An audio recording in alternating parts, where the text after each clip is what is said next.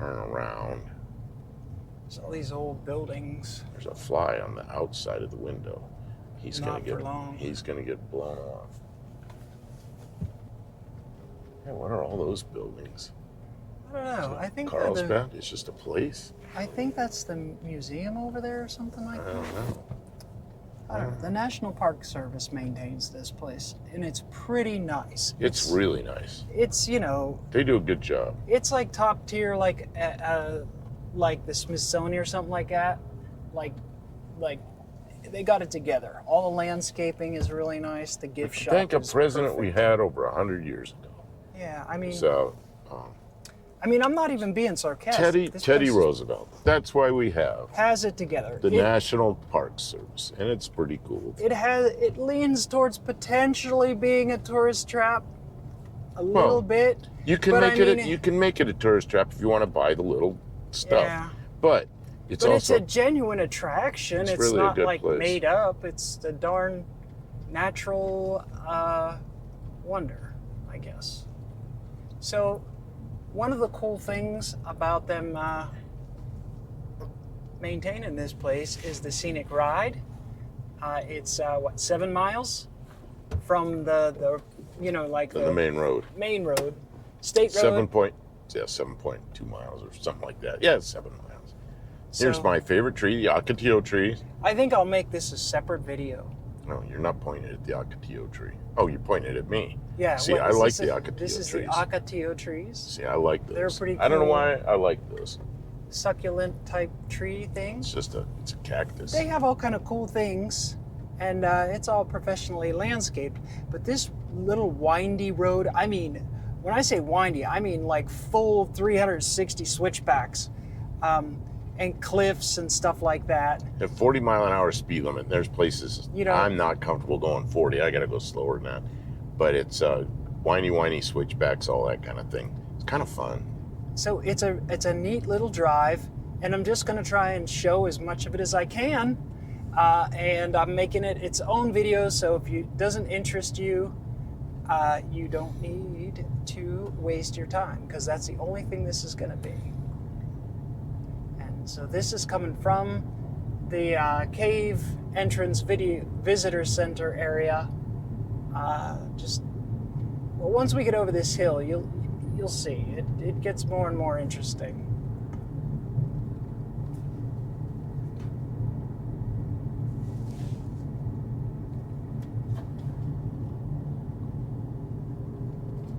This is one of those places you want to plan to get here early, though. Yep. Yeah, we started off early, but we were, 250 miles away, maybe, something like that. Oh, and something else that you might ask about or look for is in the evenings, they have like a bat flight exhibit where all the bats come out of the cave at night. And like the park rangers will meet there, and they'll do like you get to watch it, and they'll tell you about it and stuff like that. They invited us to come, but we probably will not be able to come back at 7:30 tonight. No, we got to put some miles behind us, at least some. If you're on a more laid-back tour or a more laid-back agenda, you might want to ask them when a bat flight thing is going to be, or if that's your thing, bats. I bet you there's somebody who really digs on bats. Batman? Yeah.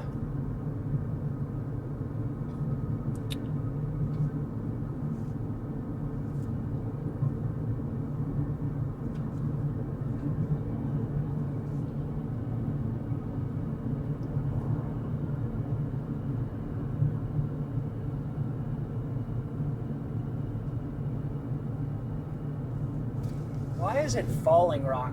Shouldn't it be rocks may fall? Well, that's a longer sentence. That's true. You could put falling stones, but that'd be 1 letter more. It's true. It's all about the efficiency. Yeah, see, these signs here is like, yeah, that's where you're going, around that way. Yeah. You are about to turn around and kiss your own hiney. This is really one of the only sections where there's walls. You know, I was in kindergarten. This would have been 1959. Our teacher wanted us to ride the train. And we all went to the train and we rode to the next little tiny town that was not very many miles away, maybe 15 miles away. See, the road goes down to there. It's about to switch back. Go ahead. City. It was train. a small town about 15 miles away, and the train went up. It was steep, so the train went back and forth, big old switchbacks, and you could see. And the teacher's looking out there. Oh, they called it the mail train. It was some kind of cargo train or something, and the last car had seats in it. It was kind of like a cruddy old bus. So you rode in this. Wasn't a fancy train, so it was So we rode in the last car, so you could see the front of the train way up there ahead going around the switchbacks. And I remember the teacher saying, look at that new diesel, look at that diesel. And it was the diesel engine. But it was one of the first years that the diesel engine, they weren't running the old steam engines. And at the time, I was a little kid. I was 5 years old.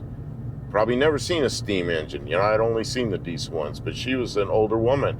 She was all excited about that steam or about the diesel engine. But I remember seeing the train that was pulling us was way up there around a switchback. It was pretty cool. But 1959, a while ago, Jeez.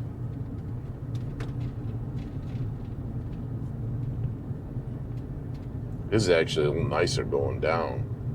It's going up. I felt like if somebody came around there and bumped us, we'd be off the edge, Yeah, well, you know what to expect now, too. Well, and I got it bumped down a couple of gears.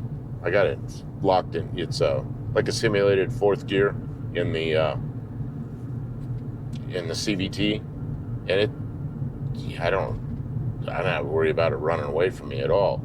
If you put it in drive, this thing will just roll away. Yeah, it just wants to go faster and faster. And right now, it's really nice. I don't have to put on the brakes at all. It's perfect.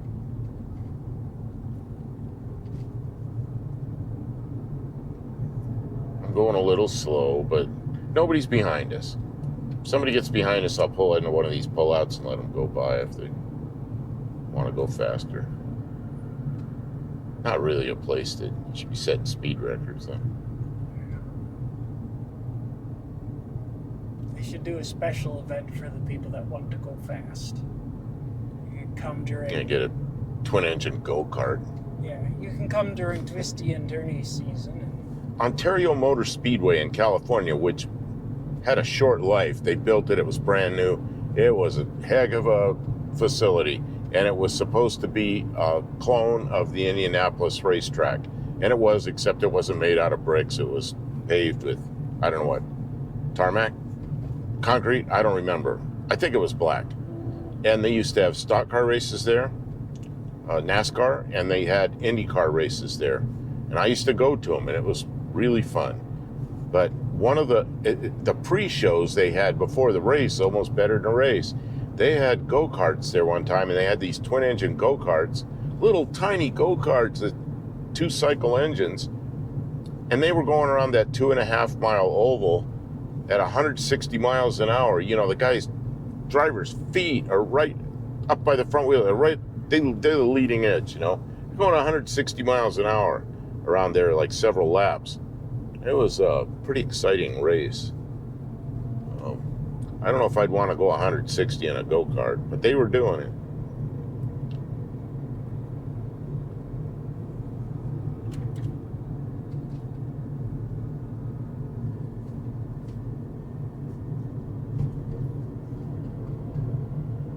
But that racetrack's no longer there.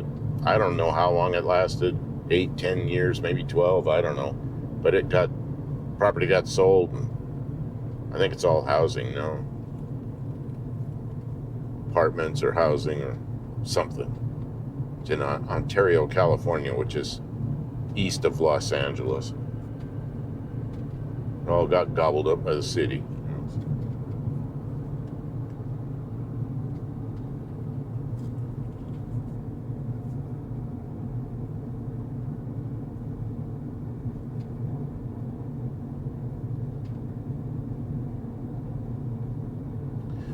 I was at a NASCAR event there. Two things I remember was Richard Petty won a race in a wing car. You know, one of his number 43 Plymouths with the big wing on the back and the pointy nose.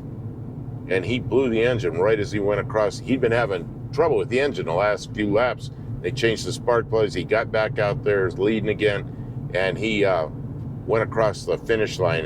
The engine just smoking parts coming out of it, but he won the race.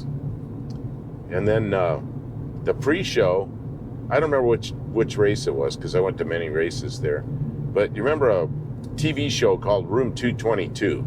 It's about some teachers in a school, and there was a teacher, I don't remember the name she had in the show, but it was Karen Valentine. And I always liked Karen Valentine back then. And I just thought she was pretty good. So she was in the pre-show, rode around, sitting in the back of one of the, you know, like a convertible, sitting up on the back of the seat. You know, it was, I was all excited about that. Got to see Karen Valentine. Well, Kim, this is a lot better going down. I don't know why. I'm just much more confident.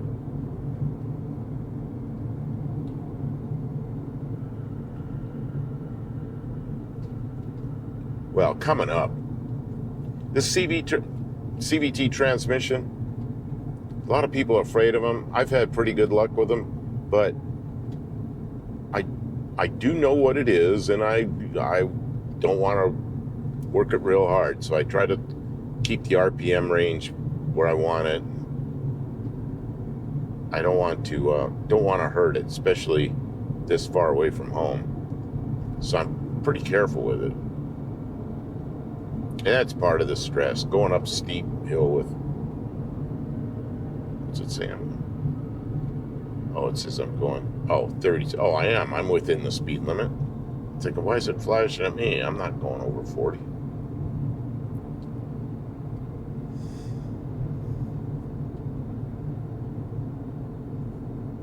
Yeah, we're almost out of here, I think. We're about halfway. No, I think we're almost to the 1 mile marker. I don't know. There's no mile markers on this GPS on this road. Coming in, there was a lot of like cuts at the beginning too. So I think we're come back to that soon.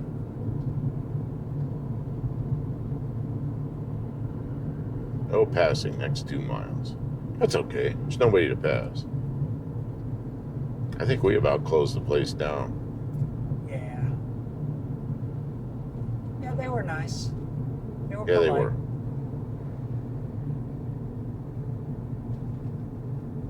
Park rangers. Yeah. Be an interesting job, except, you know, they were standing behind a counter and people coming up and asking questions, and I guess you got to be prepared to answer the same questions all day long. Yeah. Yeah, it's really like that. I used to do that at air shows, stand there by an airplane for 12 hours, you know, and answer the same questions. That would be tedious. But once in a while, you sell an airplane. You know. I mean, that would be good, but See, mile 1. See, we're a mile out. good deal. Yeah, you're going to get almost the whole 7-mile run here. Yeah, I think I will.